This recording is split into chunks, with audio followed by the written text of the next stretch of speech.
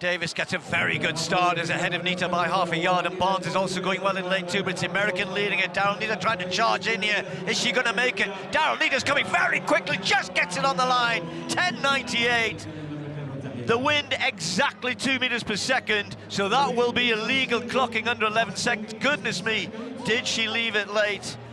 Well, Nita just took the momentum through to get the win at the end ahead of Davis, who got such a good start. Is a very, very good starter, as indeed has Barnes. Just 100th of a second separating them, so 2 women under the 10-second mark.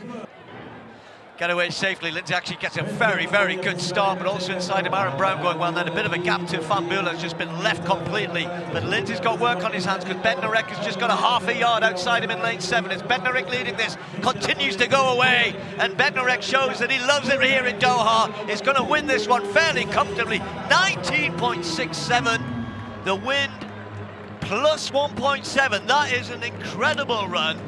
I said it just might help the outside lanes because they weren't going to run into the wind at all in the first part of the bend, get carried down the home straight. Was it legal? Yes, it is, and therefore that will count as a world lead for the American. And then Lindsay looked as though, wow, what happened there? I thought I was going to go well here, but he couldn't catch on or hang on to Bednarek, just kept going away to him. Well, a big enthusiastic crowd has built up over the last couple of hours. Gardner has gone off nice and steadily in lane 5, indeed closing up slightly on Vern Norwood there. Gardner, the tall man, fourth from left, he's moving up very quickly onto the shoulder of Vern Norwood there. Watching Dory, he's got some work to do, second to left in the orange, and he's been reeled in very quickly by Steve Gardner, who has attacked this first 250 very, very aggressively. Looks in control now, though. He is the world record holder, or the world best holder, I should say, for 300 meters. Is the tall Bahamian. Comes into the straight with a slight lead, only about a 2 meter lead. Good running from Samu Conga in lane 3. He's coming back, he's working hard to get to Gardner, but the Bahamian looks majestic. He wins by a couple of meters, looking very, very strong indeed. Totally in control, 44.76. That was magnificent. Well, this is a rhythm event, and it takes a few races to get it right. Who's going to get it most right here tonight?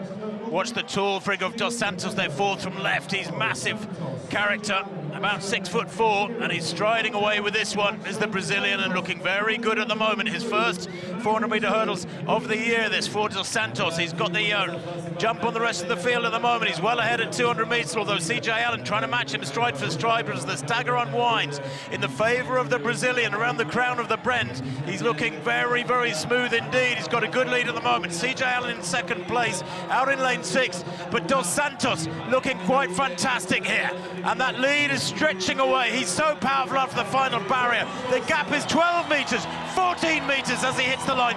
46.86. That is the performance of the night, surely, amongst all these disciplines. Of course, it's a new meeting record by nearly half a second. I can tell you that only 3 other men in history has run as fast as that.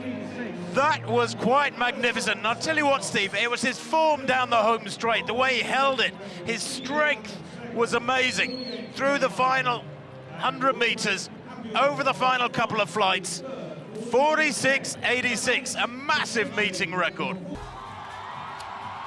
Quick first lap, as for we are using the, you can see the lights on the inside of the track, the wave lights, try to help the pacemaker, and then once the pacemaker drops out, try and help the athletes. I think it's less important in the 800 meters.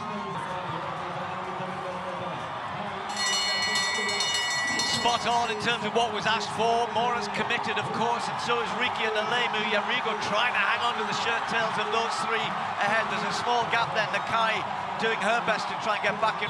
And the British athlete is really pushing Mora all the way here. Mora always just finds that little bit extra. Mary Mora, the world champion, takes the win. 157.91, pushed all the way by Gemma Riki. Yarigo in third. That's what she can do. Just when you think she's under pressure, he hang on to the African contingent here. So the pace that's been asked for, pretty swift, in fact very swift. A 151 through 800 meters. So it's the older chariot just watching and allowing the pacemaker to come across. Brian Coleman of Kenya, again another who's burst onto the scene. But everybody's saying in contact with this pace up at the front end. Akbash steps aside, doesn't make it to 800 metres.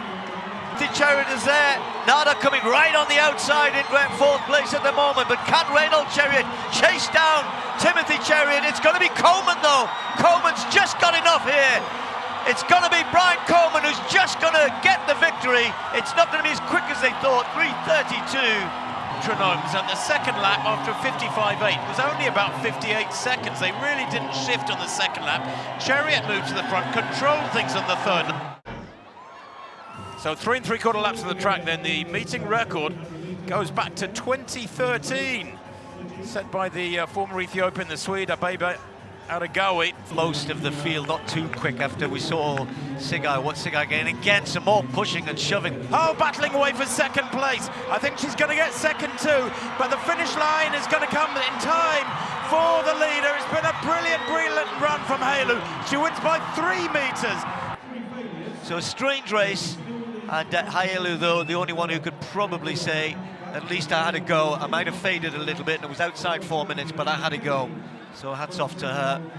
There'll be some inquests, I think, back in the warm-down area after that one.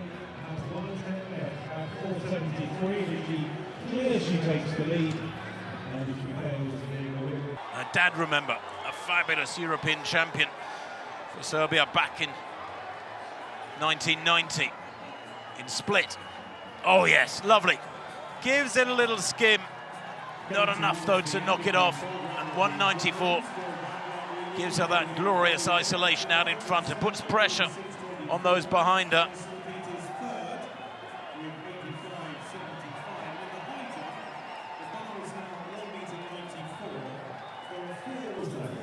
There's Dad, Dragatan, and well done to Angelina. It just carries on getting better and better and better. Who knows what the rest of the summer has in store for her. Bet she can't wait.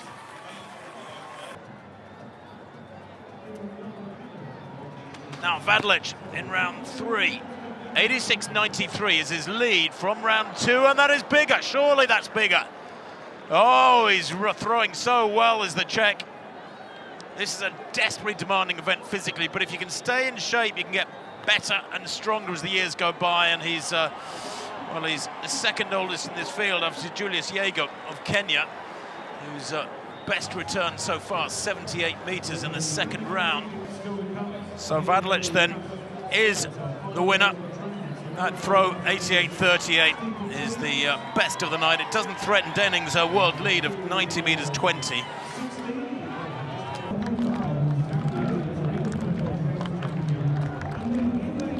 This is McLeod again, 1 centimetre off the lead in the third round with his 8.14. Here he goes again, waiting for the right moment here. That wind still pushing strong. Oh, that's big. Whoa, that really has lifted him up. That's way beyond the lead. Surely gets the green valid attempt.